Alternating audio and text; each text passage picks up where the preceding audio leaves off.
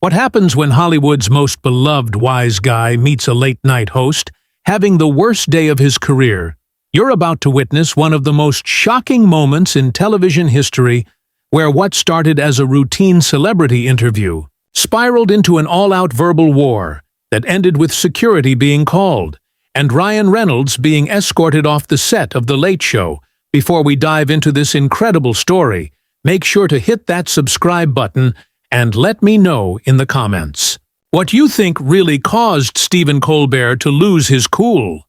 So dramatically, the cameras were rolling, the audience was buzzing with excitement, and Ryan Reynolds had just settled into the guest chair with his trademark grin. What started as typical late-night banter was about to become the most uncomfortable television moment in recent memory. So Ryan Colbert began shuffling his interview cards with more force than necessary. You're here to talk about your latest project.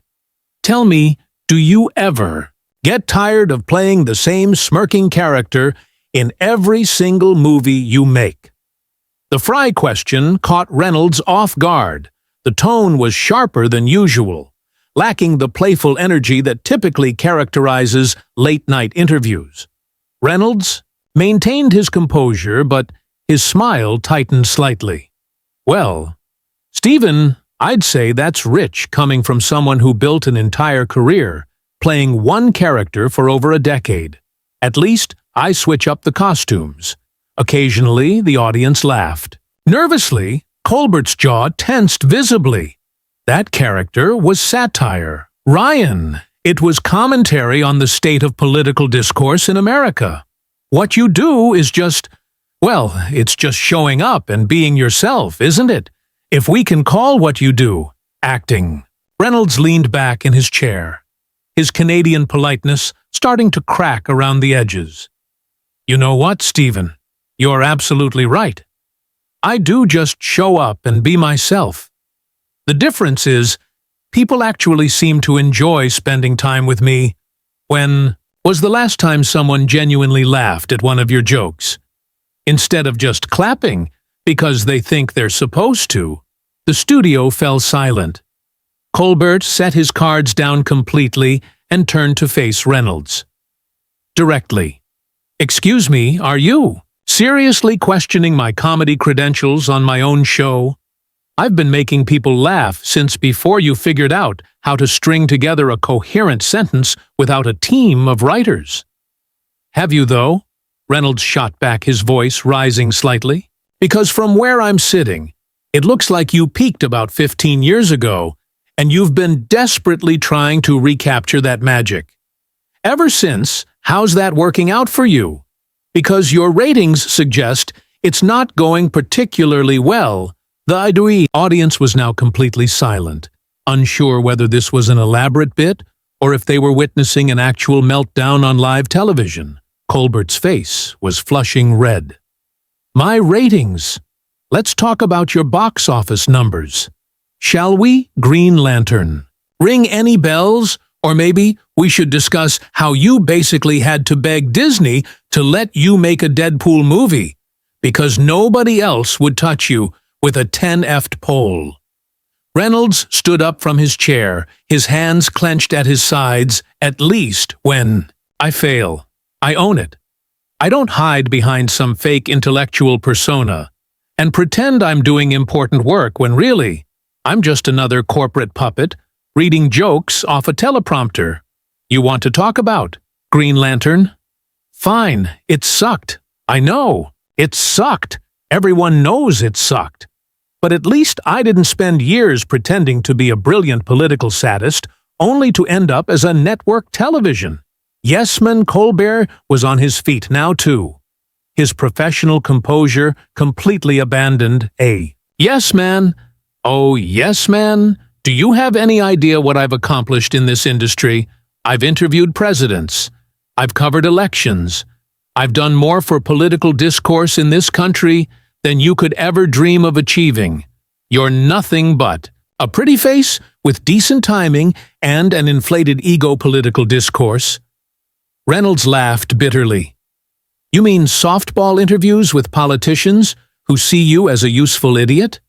When's the last time you asked a real hard-hitting question? Instead of just lobbing jokes, hoping for a viral moment, you've become everything you used to make fun of. And the sad part is, you don't even realize it. The studio audience was now visibly uncomfortable with some people looking toward the exits. Colbert's hands were shaking with rage. You know what your problem is, Reynolds? You think because you can make jokes about how terrible your movies are, that somehow makes you self-aware. But really, you're just admitting that you don't care about the craft. You don't care about entertaining people or telling stories or creating something meaningful.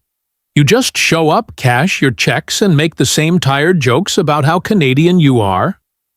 Reynolds took a step closer to Colbert's desk, his voice dropping to a dangerous whisper that the microphones barely picked up. And you know what your, problem is, Stephen? You're so desperate to be taken seriously that you've forgotten how to actually be funny. You've traded in whatever comedic instincts you had for the approval of people who will never respect you anyway. At least, when I phone it in, I'm not pretending it's art. Colbert slammed his hand down on his desk, causing his coffee mug to rattle. Get out of my studio. Right now, I don't have to sit here and listen to some washed-up action star lecture me about comedy security, your studio. Reynolds laughed harshly.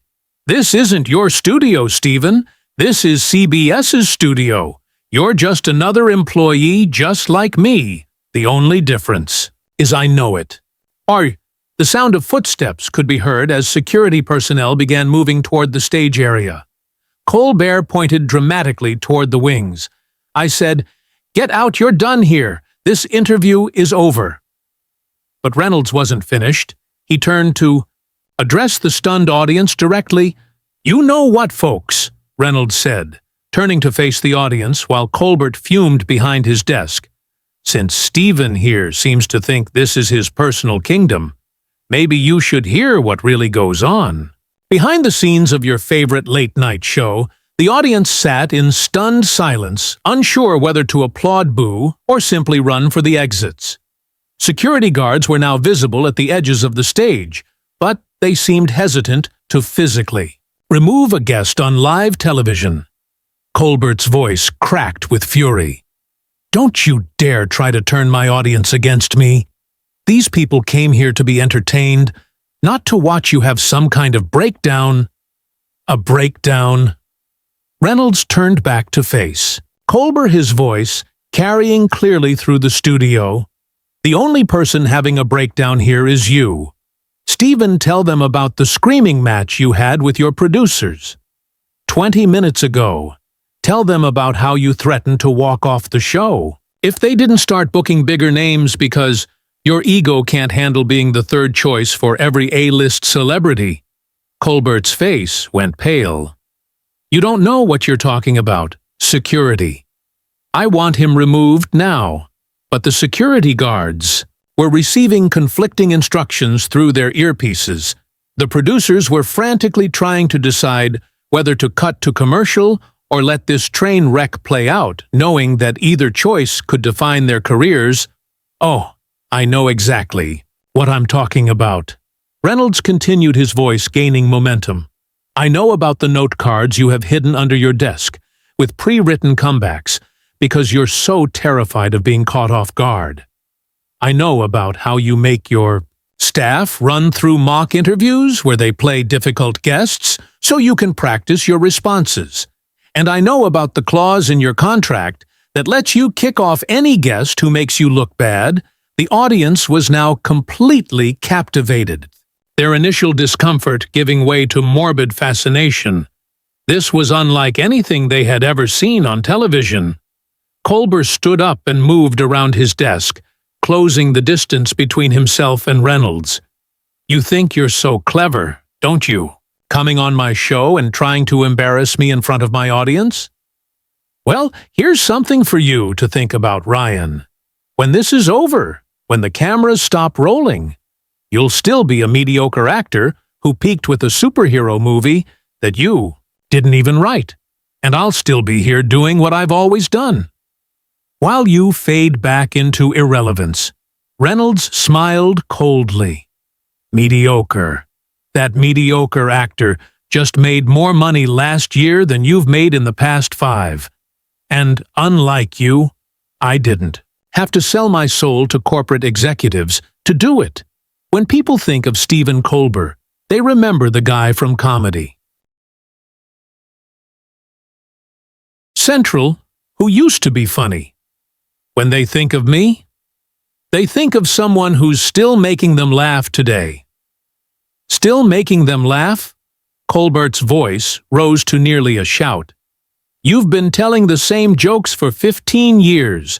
Your entire career is built on winking at the camera and making fun of how bad your own movies are.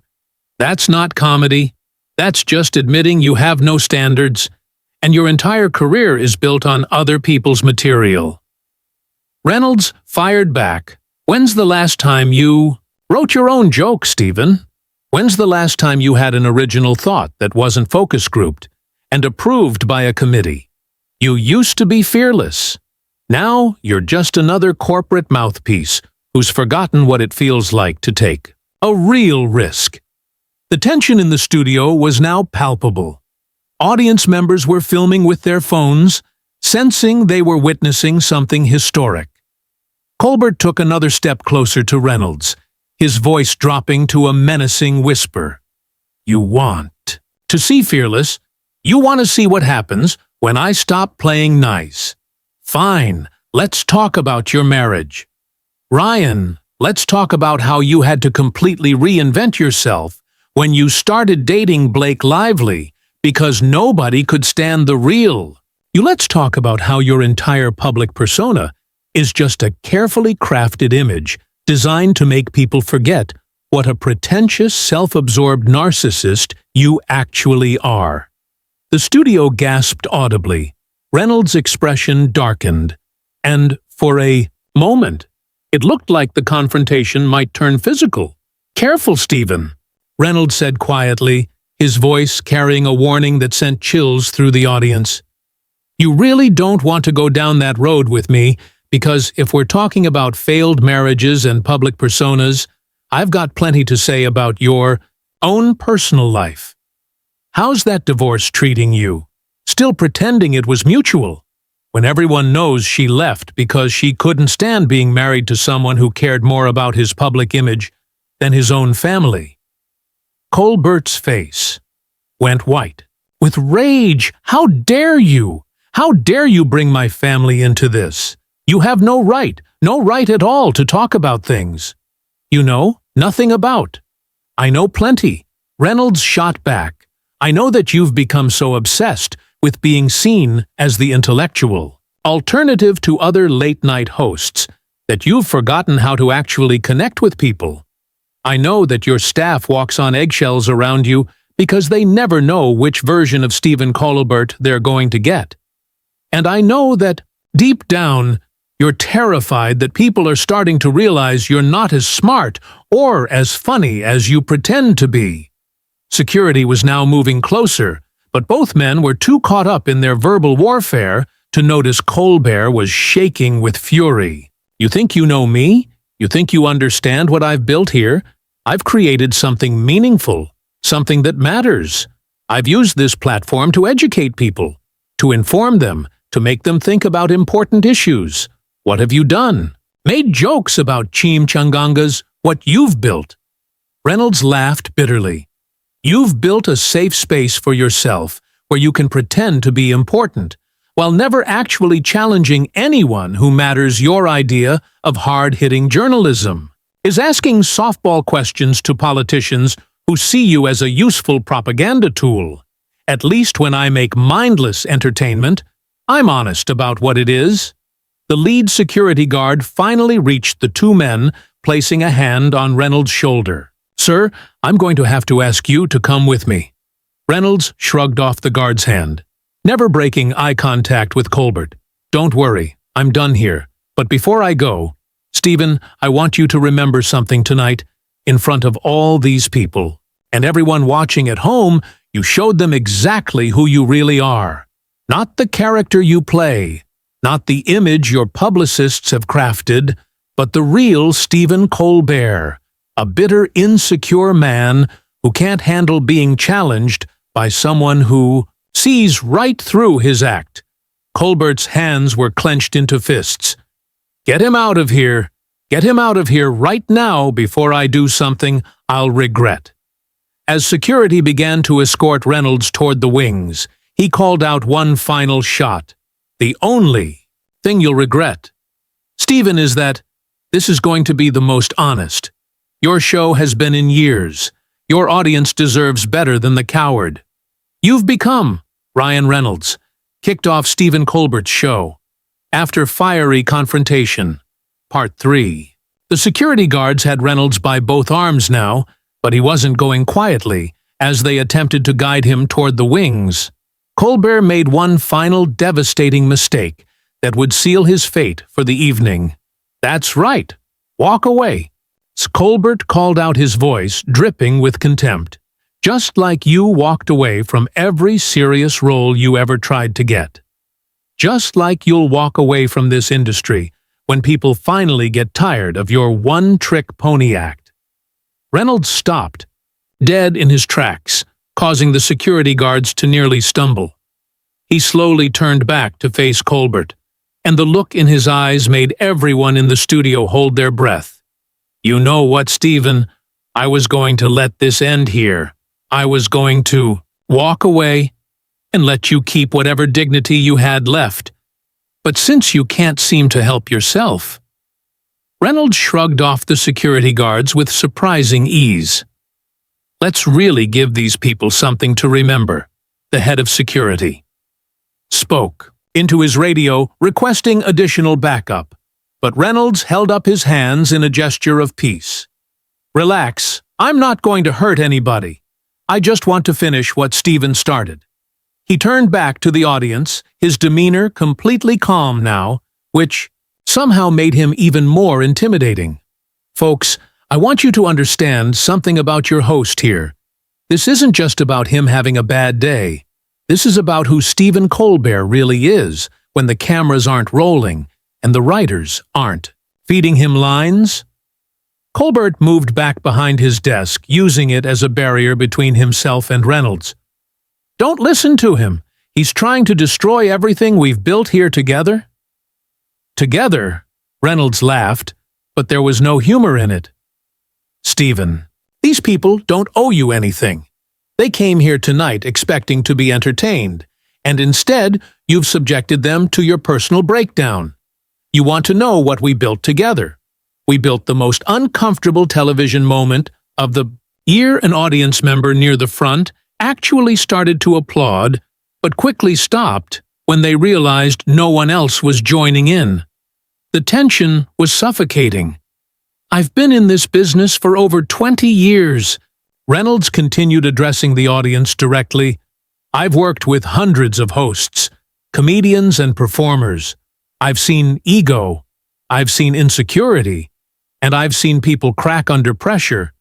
But I have never, and I mean never, seen someone so completely lose their mind on live television because they couldn't handle a guest who refused to kiss their ring. Colbert's voice was shaking now, though whether from anger or something else was unclear. You think this is about ego? You think this is about me not being able to handle criticism? This is about respect, Ryan. This is about you coming into my house and trying to tear down everything. I've worked for your house. Reynolds spread his arms wide, gesturing to the entire studio. Stephen, this isn't your house. This is CBS's house. You're just a tenant, and frankly, not a very good one. You want to talk about respect. Let's talk about how you've spent the last 30 minutes disrespecting your audience, your staff, and your profession. The producers in the control room were in full panic mode. The show was running long, commercial breaks had been missed, and the network executives who had been watching were already making phone calls, but nobody wanted to be the one to pull the plug on what was clearly becoming a career-defining moment for better or worse. I've disrespected my profession. Kohler's voice cracked. I've given my life to this profession. I've sacrificed my privacy, my family time, my personal relationships to be here every night, trying to bring people something meaningful. And you've turned it all into a joke. No, Stephen, you turned it into a joke. The moment you decided that your feelings were more important than your professionalism. You want to know. What's really funny, 6 months from now, when people talk about The Late Show, they won't remember any of your interviews with politicians or your clever monologues. They'll remember the night Stephen Colbert had a complete meltdown. Because Ryan Reynolds hurt his feelings, the audience was now visibly split. Some were clearly on Reynolds' side, nodding along with his words, while others looked uncomfortable with how brutal the verbal assault had become. A few had actually gotten up to leave, but most remained transfixed by the spectacle. Colbert sat down, heavily in his chair, looking suddenly older and more tired than his ears. "You're right," he said quietly, his voice barely audible through the microphones. "You're absolutely right. I've made a complete fool of myself tonight. For a moment, it seemed like the confrontation might finally be winding down." "Sit." Reynolds even took a step back, perhaps recognizing that his opponent was finally backing down. But then Colbert looked up, and there was something different in his eyes. "But you know what, Ryan? At least I care. At least I give a damn about something. Other than my own image and my own bank account, you can stand there and lecture me about professionalism all you want, but at the end of the day, you're just another Hollywood pretty boy who's never had to fight for anything real in his entire life." Reynolds stared at Colbert for a long moment, and when he finally spoke, his voice was deadly quiet. "You think I've never had to fight for anything? You think everything was just handed to me? Let me tell you something about fighting, Stephen. I fought for years to get anyone in this town to take me seriously. I fought through failures and humiliations that would have broken most people. I fought to rebuild my career when everyone wrote me off as a joke. And I did it all without whining about how hard my life was or blaming other people for my problems." "Oh, please." Colbert shot back, some of his fire returning. "Spare me the rags to riches story. You're a good-looking white guy from Canada who got lucky. Don't pretend like you've overcome some great adversity."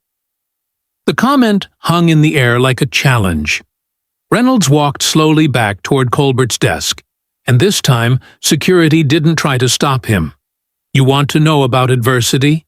Stephen, let's talk about real adversity. Let's talk about what it's like to watch your father die slowly while you're trying to make people laugh for a living.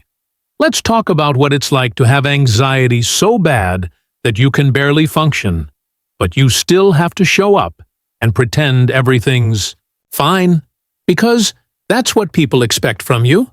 Let's talk about what it's like to be married to someone who's more successful than you, and have every interview include questions about whether you feel emasculated by your wife's success." The studio was completely silent. Now, even Colbert seemed taken aback by the raw honesty in Reynolds' voice. "But you know what? The real difference is between you and me, Stephen. When life kicked me in the teeth, I didn't take it out on innocent people who were just trying to do their jobs. I didn't use my platform to settle personal scores or make other people feel small because I was hurting. I found a way to turn pain into something that might make other people feel a little bit better about their own lives." Colbert's eyes were red now, though. Whether from anger or something else was impossible to tell. "Get out," he whispered. "Just get out." Reynolds nodded slowly. "I'm going. But before I do, I want to say something to your audience." He turned to face the crowd. One final time, you folks deserve better than this. You deserve a host who respects you enough to keep his personal problems out of your entertainment. You deserve someone who understands that this job is a privilege, not a right. And, most importantly, you deserve someone who remembers that comedy is supposed to bring people together, not tear them apart. As Reynolds finally allowed security to escort him off the stage, Colbert sat alone at his desk, staring out at an audience that no longer seemed quite as adoring as they had when the show began.